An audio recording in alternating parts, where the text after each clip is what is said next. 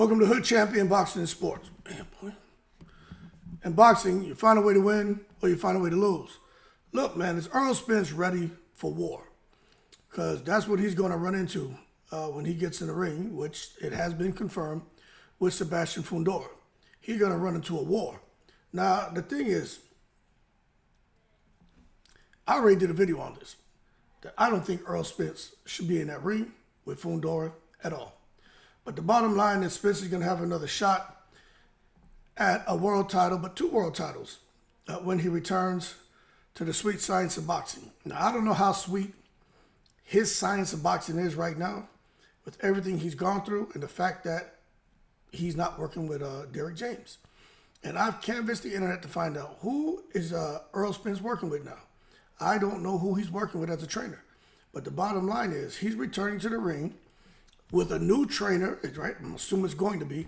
And he's not getting a soft touch in his return fight. And he's fighting a new weight division. Now, there was a lot of talk about Spence and whether he was going to fight, Fundora or someone else. But the bottom line is it looks like it's going to be Fundora, man. And it looks like it's supposed to happen in January. So here, October, November, December. So, yeah, training camp should be in full swing. If you got 12-week training camp, he should be in full swing. But they keep talking. I heard somebody say Vegas, but I'm reading a bunch of articles. It looks like he's going to fight in Dallas, Texas, which makes the most sense.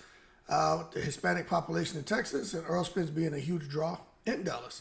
So I think it's going to be a great show. Now, there was a little bit of an issue there because first Crawford was supposed to be fighting Fundora for the WBO strap.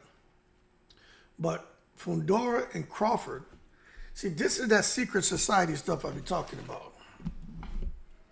Fundora and Crawford reached some kind of resolution which would allow Fundora to proceed with a voluntary defense instead of facing Crawford, right?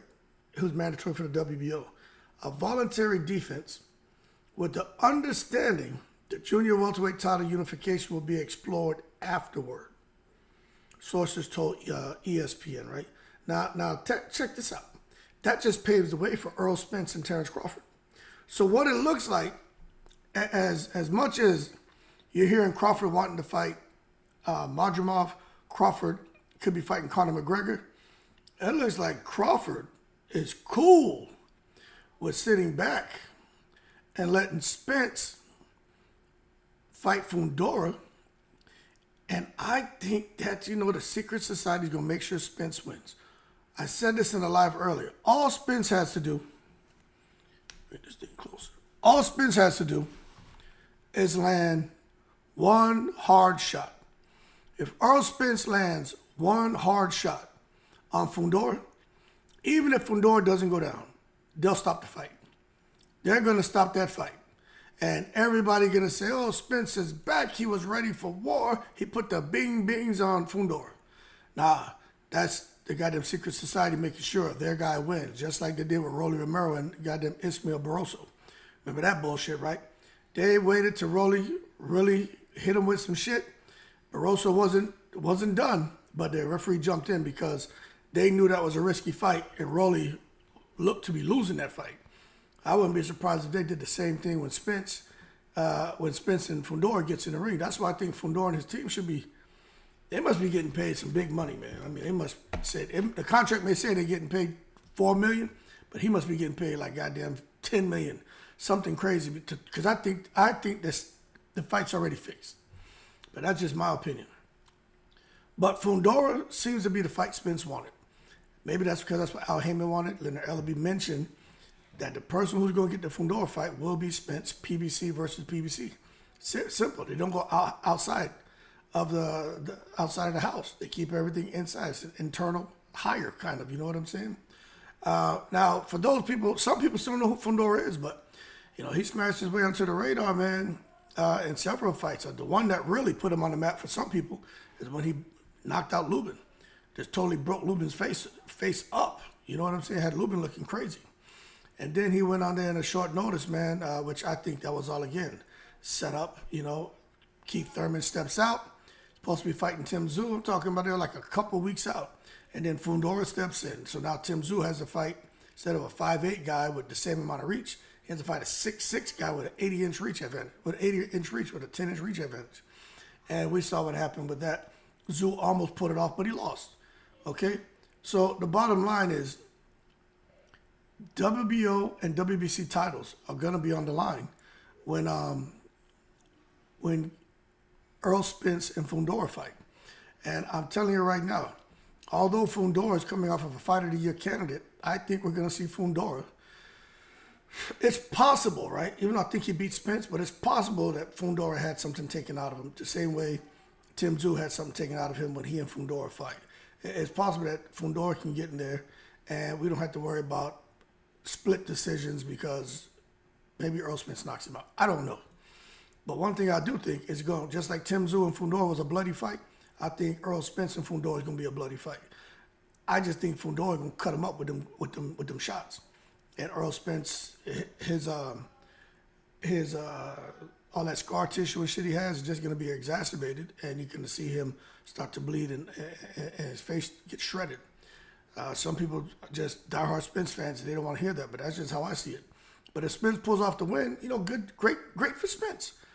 But I do believe that if he beats Fundora, that's going to set up a pathway for Spence and Crawford to fight. And Crawford's smart. Who knows? Maybe that's the direction he's trying to go right now. Because Crawford and Spence were both chasing an opportunity to fight Fundora. And you see what happened. It's like Crawford decided to go do something different. Spence disappeared for a while. Now he's come back. So there's some things being worked behind the scenes that we're not privy to. But now it's starting to shape up a little bit. So what I'm seeing is maybe Crawford and Spence takes place in the latter part of 2025. Maybe. But at the same time, I'm not really sure because Crawford won the regular WBA super welterweight title after he beat Majumov. I don't know if he runs the risk of trying to fight Murtazalia for the IBF strap. So now if he beats him, then you got Crawford, who has a WBA and IBF, facing, if Spence beats Fundora, the guy with the WBC and WBO, and they're fighting for the undisputed again. I don't know. But what I do know, man, is Fundora, the fact that boy can make 154 pounds to me is crazy. 6'6", making 154 pounds. The man has an 80-inch reach. You know what I'm saying? And when he's at his best, he's using that reach and keeping guys at bay. But if he gets in a brawl with Earl Spence, I think Earl Spence has an opportunity to win the fight. But the bottom line is the fans will win. That's why, Fundora is a fan favorite because he stands toe-to-toe like Manny Pacquiao used to say, toe-to-toe, toe-to-toe. He goes toe-to-toe and he lets his hands go, man. And more than likely, he's going to knock somebody out. But you saw him get knocked out by Mendoza in April of 2023 when he was in there going toe-to-toe and just got hit, just got caught. He was winning that fight hands down. His ass just got caught. But I just think when you think about what's going to be coming up here, man, understand, Crawford got step-aside money for this fight. He got some step-aside money. But I think they see it more as an investment to get Crawford on the back end and have him and Spence fight. But I'm telling you right now, man, Fundora may not be getting the payday with Spence that he would have gotten if he fought Crawford. Because Crawford's with Al Sheik. But the secret society, man, and when the system is set up against you, there's nothing you can do. And I don't think Fundora is the company, man, that Earl Spence is. I really do. But Earl Spence is definitely a prominent opponent. And I think a win over Earl Spence, even though Earl Spence is coming off of inactivity and a loss, I think that will give more credibility to Fundora, opposed to Fundora losing a fight against or beating a guy like Terence Crawford. Lose against Spence, no harm, no foul. Lose against Crawford, people are going to say you lost to a bum. And that's complete madness, if you ask me. But the bottom line is Crawford, I think he damn near killed Spence in 2023. Spence needs to bounce back, but I don't know if he's going to be able to do that against a young, hungry champion like Fundora, man, But if he wins, Earl Spence is back in the mix. Could be rematching Crawford. I think he's going to fight Canelo. But we'll see. But Sanders, Zayas, and these other names people are throwing out, that shit ain't going to happen. Tim Tszyu, Crawford, Canelo are the 3 fights I see for Earl Spence if he beats Fundora. Probably won't get Tim Tszyu, but I think Tim Tszyu and Spence is pretty evenly matched right now. Crawford is probably the biggest fight. Crawford may be more money for that Crawford fight than for Canelo.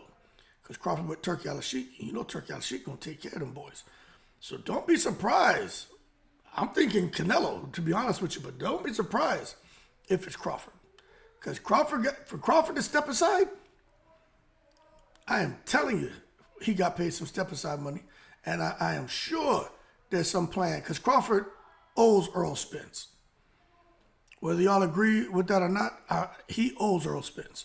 Crawford wouldn't be in the position he's in right now if he didn't give Earl Spence, if Earl Spence didn't give him the opportunity. Very, very simple. Anyway, y'all keep cool. I'm about to take my kids to trunk or treat.